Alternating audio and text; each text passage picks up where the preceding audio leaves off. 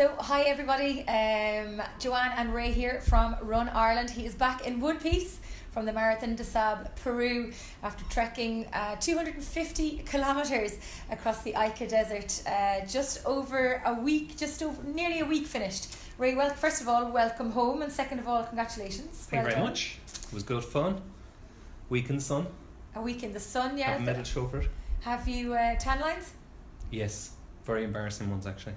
In places that, well, I won't share. We might get to that later. Tell us, Ray, how was it? Marathon des Sables, Peru was absolutely amazing, and it was amazing for a good few reasons. I think highlights that everybody said was the scenery was incredible. The landscapes that we saw, it was like things out of films. And I described one scene to somebody that I was talking to about this, and I said that you know when you get a photographer takes a really good photograph, and if you were looking at that scene, it never looks like that. There was a couple of times, there was one time in particular that it looked like a perfect photograph in front of me, and it was just amazing. The event itself was tough though. It was hot. Maybe not as hot as the Sahara, but it was very hot. I think you mentioned when you came back that you found it harder than the original Marathon des Sables. Why was that? People will argue whether this one is harder or not. I think it depends on how you. I think it depends on how you handle the heat. I don't mind the heat so much, so therefore, whether it was really really hot or not so hot didn't really bother me. What was harder for me this time was the terrain. It was hard. It was a long hard run. To recap, we had said on the outset that we were going to be doing something like 250 kilometres over the 6 days. And as it broke down, the distances broke down as 38k day 1, 42k day 2, 32k day 3, 68k day 4, then we had a break day, and then 42k, and then 20k, which you've called a fun run. Which I called a fun run because it wasn't so much fun, but it was okay. But so you had the distances, you had the backpack, you had all the things to deal with. But for me, the toughest part of it was hills.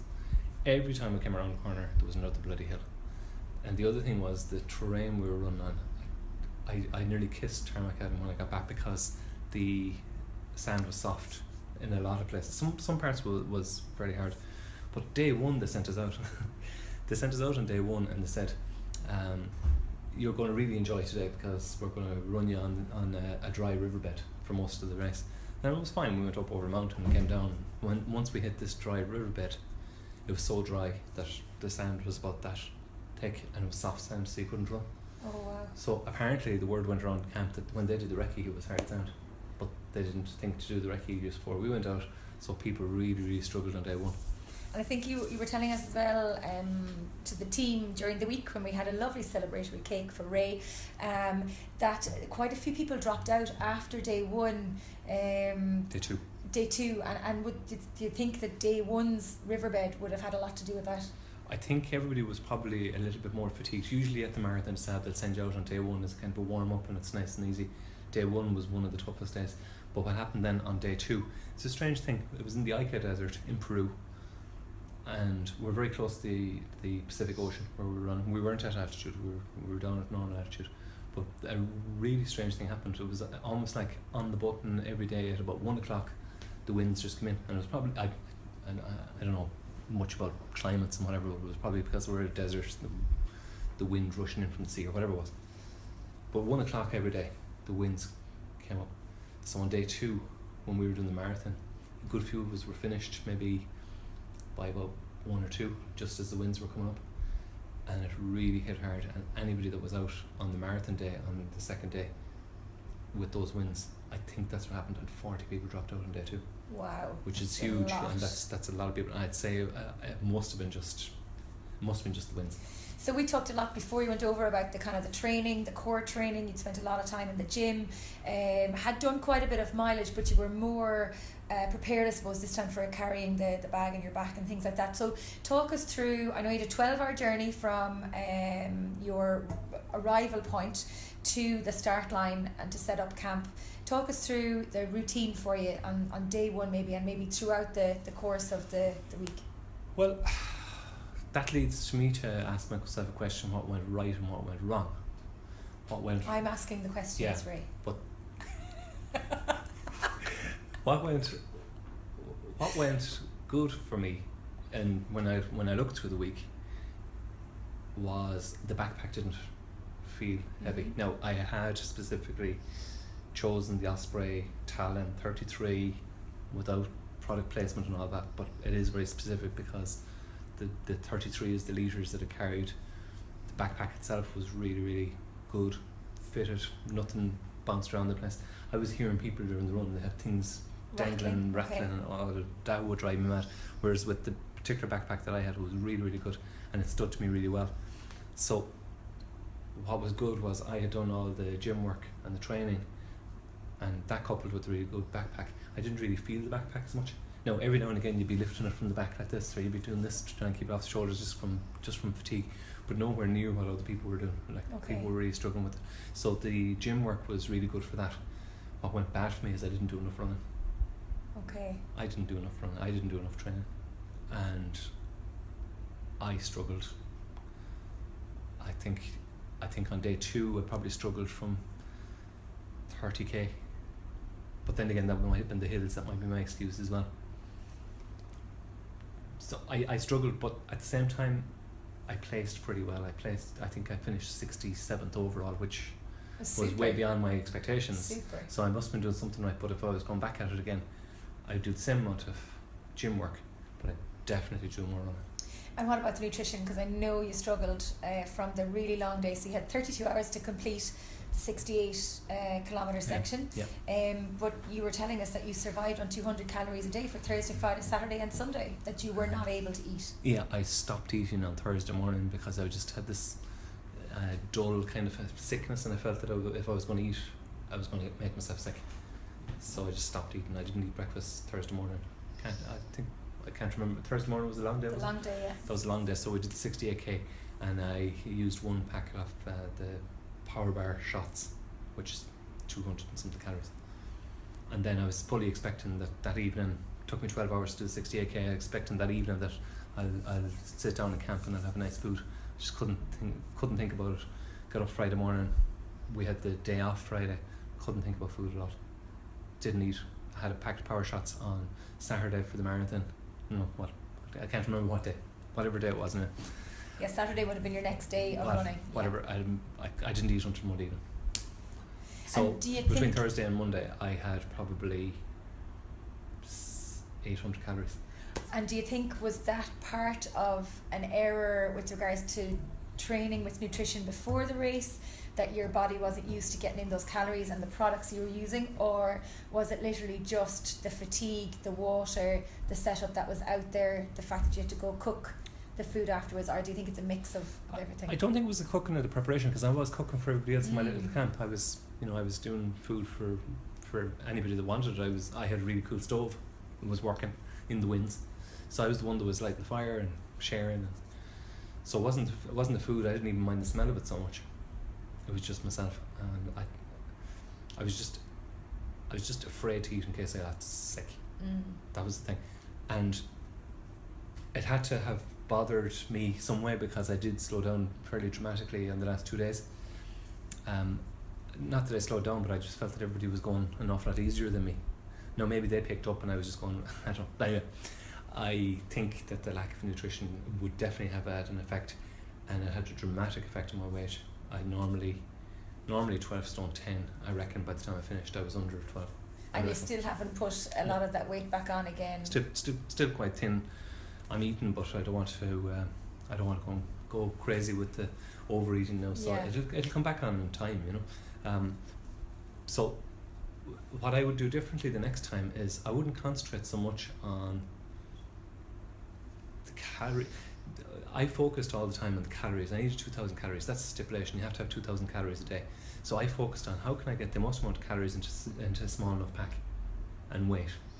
I would completely flip that on its head the next time and say, right, I bought a packet of mini Mars bars. No, until I stopped eating, they got me through. I think I just wouldn't bother with all this freeze-dried food, and I would bring more treats and Mars bars and things that you would eat even if you were sick. Just stuff, just things to make the whole thing nicer, rather than putting myself through the extra misery of not another freeze-dried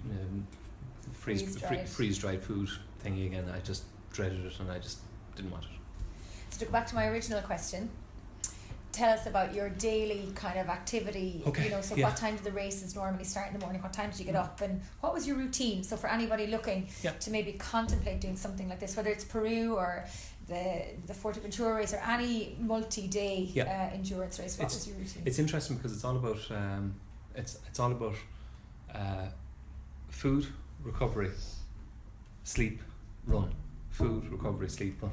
So the sun goes down around 6:30, and it goes down fairly dramatically.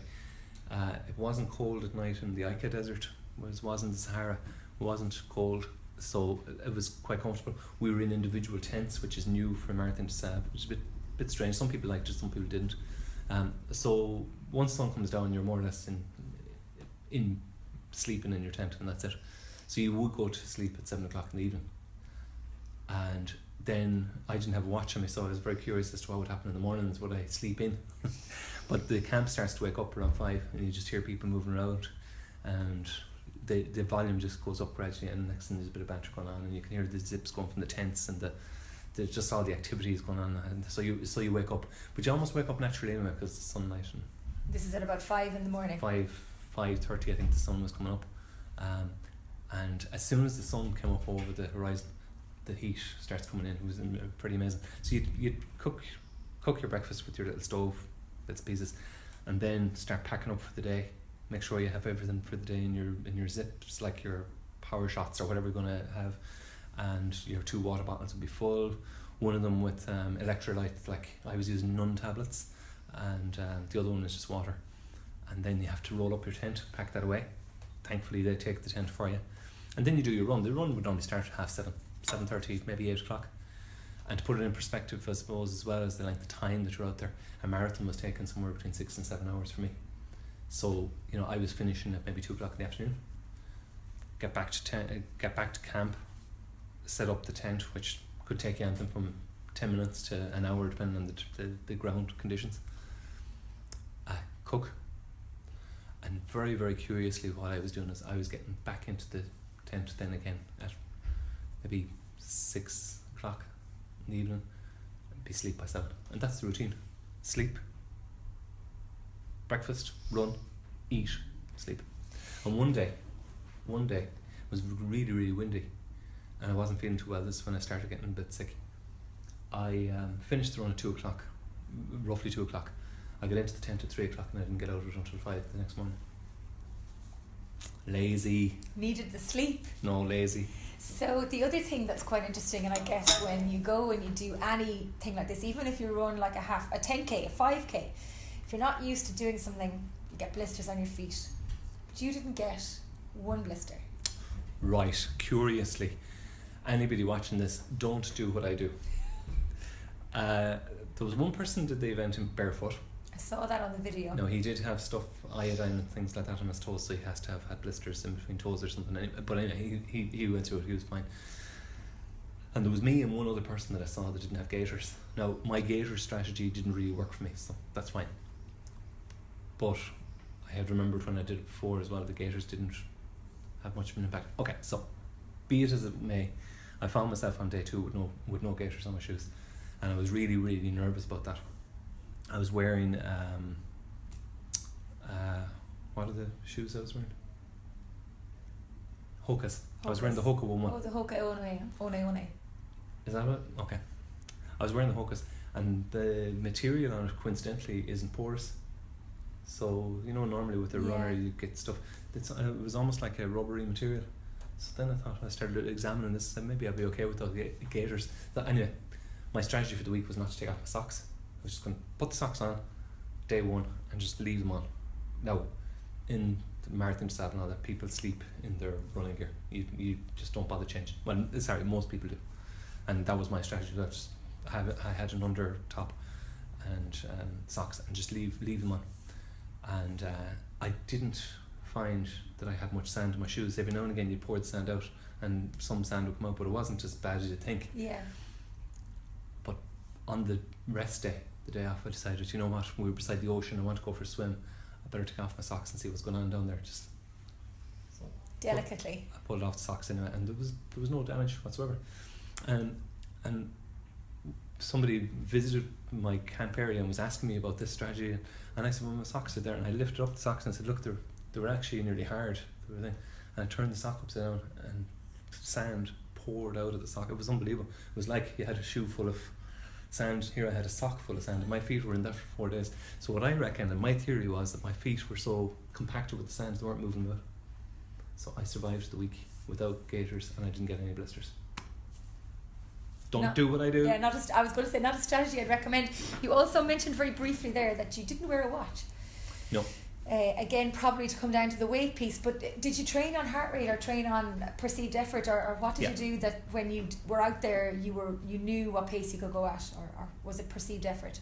Perceived effort, yeah, 100%. You see, if I was running with the Garmin in here at home, and I would always be kind of focused on 8-minute miles, 9-minute miles, whatever the day was, 8:20s, 8:30s, and I'd be fixated on every single mile. It'd have to be 8:20, 8:20, 8:20, unless you were doing mad hills. When you're overdoing these events, the terrain is so different. You can't predict what your next mile is going to be, because you don't know what's around the corner, and it could be soft sand, it could be hard sand, it could be uphill, it could be, so it's really difficult and it's not just your regular terrain where here in Ireland you might be running up a hill, or you might be in the hills of Connemara or wherever, where there's a hill and it's this long. In the Sahara, there were, like, I was on my hands at times going up these bloody things. You mentioned as well, I think, on the chat we had the other day about the 68k run, that you were about an hour away. You thought you were about an hour away from camp. You could see it in the distance. It was dark.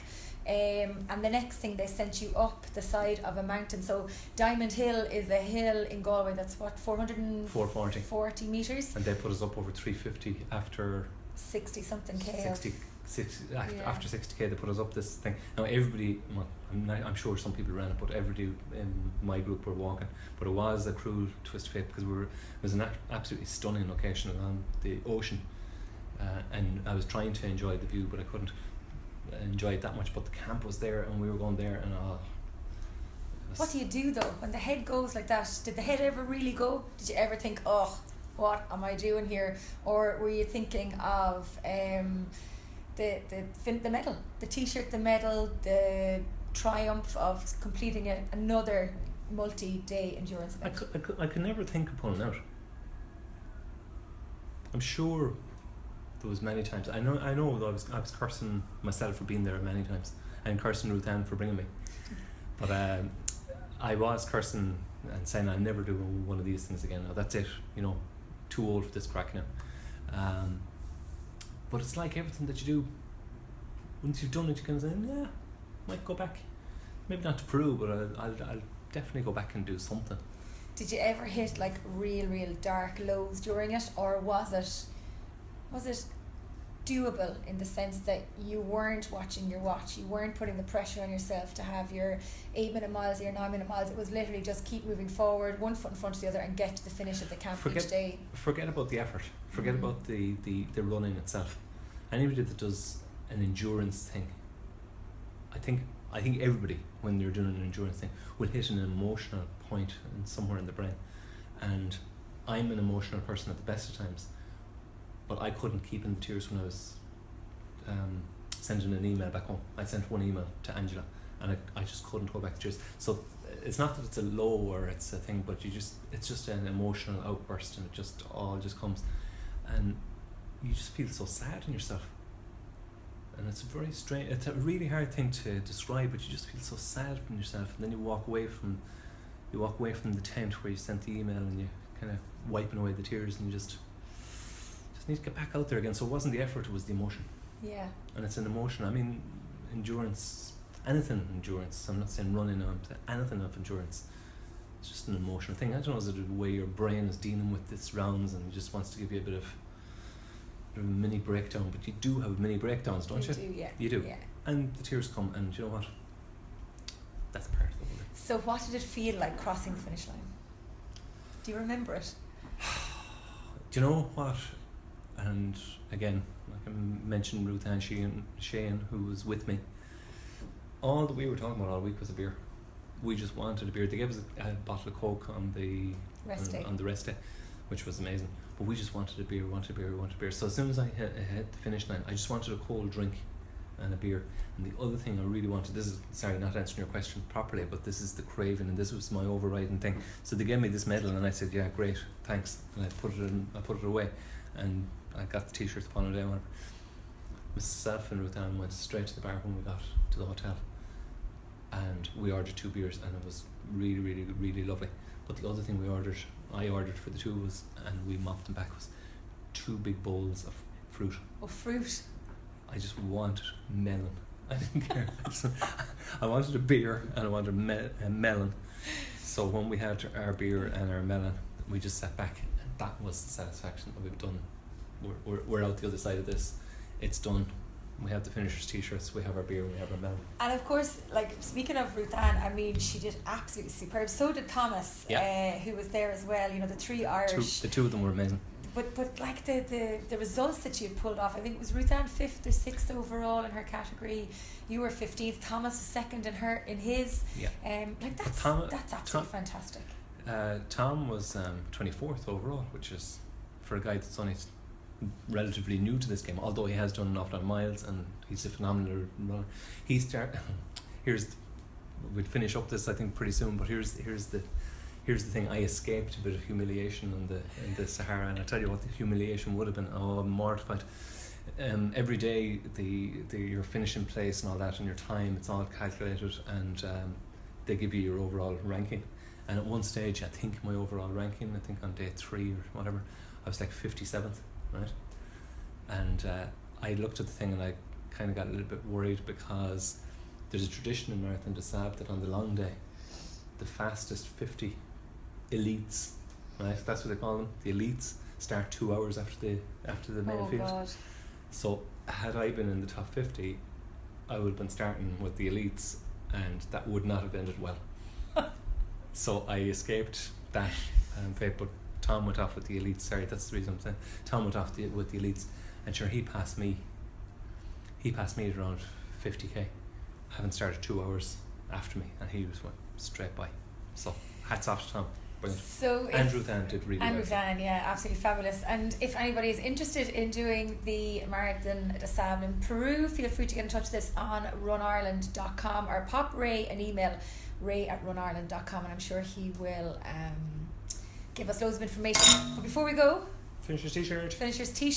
Nice one actually. And also Connemara 100. Yes, brilliant. Happening in August. Phenomenal event. 100 miles straight. There's no faffing about with this one. It's a thing that I started because a friend of mine, Mick Rice, and myself just decided we'd run 100 miles in Connemara one time. It's the 10th year of the event. There's going to be a big crowd doing it this year. I think we have something like 15 already entered, which we normally get maybe 20. So there's already a big crowd in. People are being attracted to it because it's the 10th year, and I'm running myself, and I'm just telling people, sure, go on. Why wouldn't you run 100 miles? So it's happening in August 2018. It's my next big challenge. Back into training next week. 100 miles in August. You heard it here first. 100 miles in August. Ray O'Connor's going back to where it all started with his Connemara 100. Congratulations again, Ray. We might get you to do a bit of work now for a change, instead of disappearing off to the gym and doing your training. We'll be posting this up across all our channels, and we'll keep you posted on his activities over the next few months. But well done again, and congratulations from all of us at Run Ireland. Thank you. You're welcome.